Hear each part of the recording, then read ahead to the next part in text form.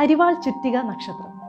160-ൽ പരം രാജ്യങ്ങളിൽ തൊഴിലാളി പ്രസ്ഥാനങ്ങളുടെ ചിഹ്നമായ ഒരുപാട് രാജ്യങ്ങളുടെ ദേശീയ പതാക പോലുമായ കൊടിയടയാളം മലയാളികൾക്കേറെ സുപരിചിതമാകുന്നത് കേരളത്തിലെ പ്രധാന ഇടതുപക്ഷ പാർട്ടികളുടെ തെരഞ്ഞെടുപ്പ് ചിഹ്നവും പതാകയിൽ ആലേഖനം ചെയ്തിരിക്കുന്ന ചിഹ്നവും അരിവാൾ ചുറ്റികയാണ് എന്നതുകൊണ്ടാണ്.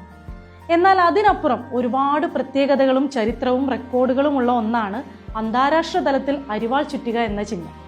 7 ഭൂഖണ്ഡങ്ങളിലായി ചിതറിക്കിടക്കുന്ന വ്യത്യസ്തരായ ജനതകൾ വ്യത്യസ്തങ്ങളായ നിറങ്ങളിലും ഘടനയിലും തങ്ങളുടെ പ്രത്യയശാസ്ത്രത്തെയും രാജ്യത്തെ പോലും പ്രതിനിധാനം ചെയ്യാൻ ഒരുപോലെ പ്രയോഗിക്കുന്ന അരിവാൾ ചുറ്റികയുടെ ചരിത്രം. Welcome to the gazette. 1917 Russian വിപ്ലവം വിജയത്തിലേക്ക് അടുക്കവേ പിറവി കൊള്ളാൻ പോകുന്ന ലോകത്തിലെ ഏറ്റവും വലിയ രാജ്യമായ സോവിയറ്റ് യൂണിയന് ഒരു പതാക രൂപകൽപ്പന ചെയ്യാൻ വിപ്ലവത്തിന്റെ മുന്നണി പോരാളി വ്ളാദിമിർ ലെനിനും എഴുത്തുകാരനും സോവിയറ്റ് യൂണിയന്റെ പ്രഥമ വിദ്യാഭ്യാസ മന്ത്രിയുമായ അനറ്റോളി ലൂണാചെർസ്കിയും ചേർന്ന് ഒരു പൊതു മത്സരം സംഘടിപ്പിച്ചു. മത്സരത്തിൽ ആദ്യം തെരഞ്ഞെടുക്കപ്പെട്ട പതാക ഐറിഷ് സിറ്റിസൺ ആർമി എന്ന സംഘടനയുടെ കലപ്പയും ചുറ്റികയും എന്ന ചിഹ്നത്തോട് സാമ്യമുള്ള ഭൂഗോളത്തിനു മുകളിൽ ഒരു വാളും ചുറ്റികയും 5 കോണുകളുള്ള നക്ഷത്രവും സർവ്വരാജ്യ തൊഴിലാളികളെ സംഘടിക്കുവിൻ എന്ന് 6 സോവിയറ്റ് ഭാഷകളിൽ എഴുത്തും ചേർന്ന ഒന്നായിരുന്നു. എന്നാൽ ലെനിൻ ഈ ചിഹ്നത്തോട് വിയോജിച്ചു.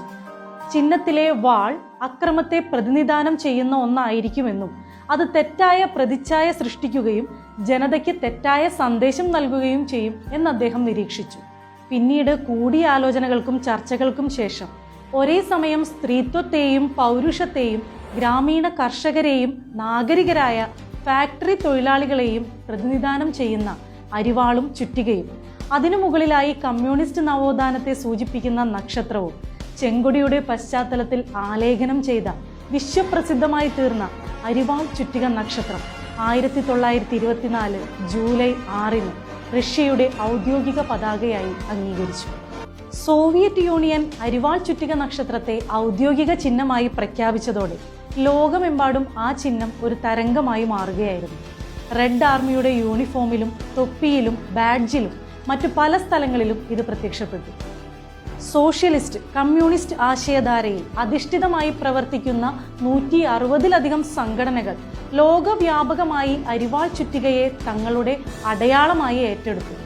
ഇന്ത്യയിൽ CPIM, CPI അടക്കം 5-ലധികം പ്രസ്ഥാനങ്ങൾ തങ്ങളുടെ പതാകയിൽ അരിവാൾ ചുറ്റിക ആലേഖനം ചെയ്തു.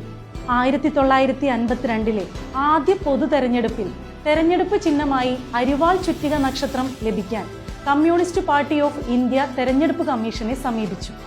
പക്ഷേ കമ്മീഷൻ അത് അനുവദിക്കാതിരിക്കുകയും അരിവാൾ നെൽക്കതിർ CPIയുടെ തെരഞ്ഞെടുപ്പ് ചിഹ്നമായി മാറുകയും ചെയ്തു.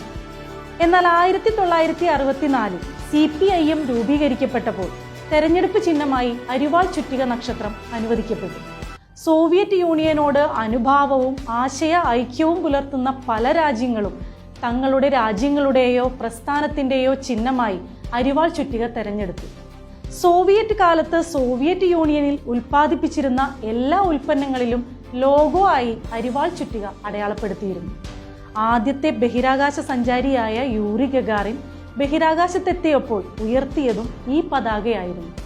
ചൈന, ലാവോസ്, വിയറ്റ്നാം തുടങ്ങിയ പല രാജ്യങ്ങളും ചെറിയ ചില മാറ്റങ്ങളോടെ ഈ ചിഹ്നങ്ങളെ തങ്ങളുടെ ദേശീയ പതാകയിൽ ഉൾപ്പെടുത്തി. അതുമാത്രമല്ല, അരിവാൾ ചുറ്റിക പതിച്ച ചെങ്കൊടിയെ ദേശീയ പതാകയോളം മഹത്വത്തായി അംഗീകരിക്കുന്നു.